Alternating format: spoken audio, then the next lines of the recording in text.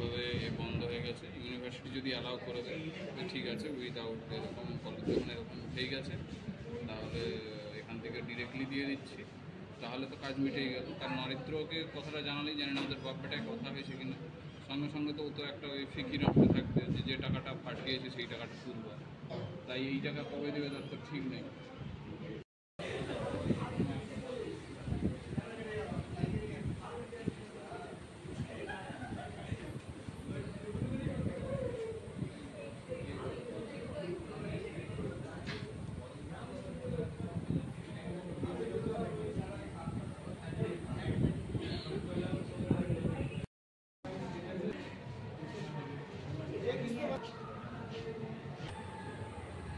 ওইটা হাওড়া ব্রিজ তাই না?